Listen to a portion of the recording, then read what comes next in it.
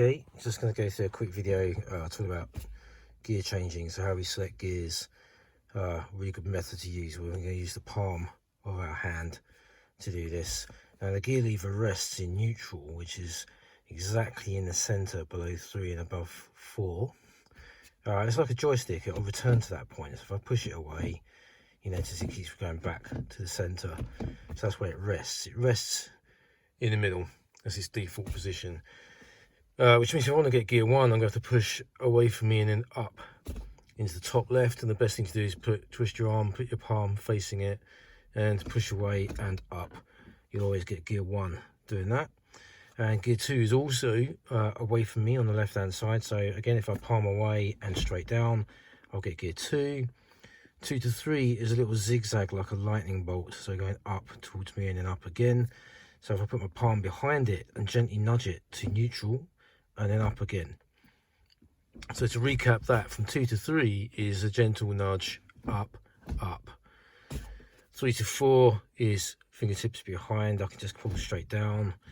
4 to 5, another zigzag, so up to neutral, palm it towards me, top right is gear 5, and gear 6, palm towards me, pull straight down is gear 6. Anyone who grasps or clasps the gear leader, so they grab it like so. So if I put it in gear 1, for instance, and I grab it, I can't be very accurate and I risk getting gear 4 for that.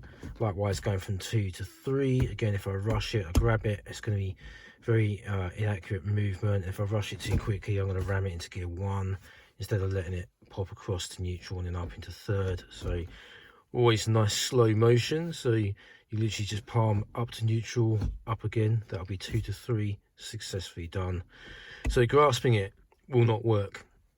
As an analogy, you can compare it to trying to write your name holding a pen, like so. You end up messy scribble, whereas when you do more finite movements, holding it between forefinger and thumb, you're more accurate, and if obviously being more slow makes you neater and more accurate as well. So same for the gear lever, just nice slow selections, so you're always guiding it to where you want it to go, like so.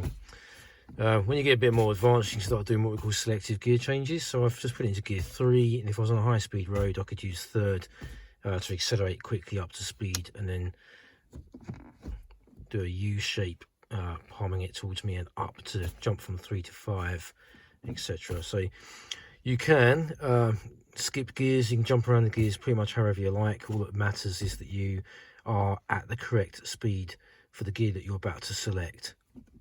Okay, on my car, it roughly wants a gear change every 12 miles per hour. So I would move off in gear 1 at 12 miles per hour. It'll be fast enough to get gear 2. And then at 24 mile an hour, fast enough to go from 2 to 3. 36 mile an hour, fast enough to go from 3rd to 4, etc. Yeah, so most cars sort of like range gear changing somewhere between every 10 to 12 miles an hour, depending on your gearbox and your engine size from there. Okay, hope you found that useful. I'm going to stop this now, and I'll see you soon.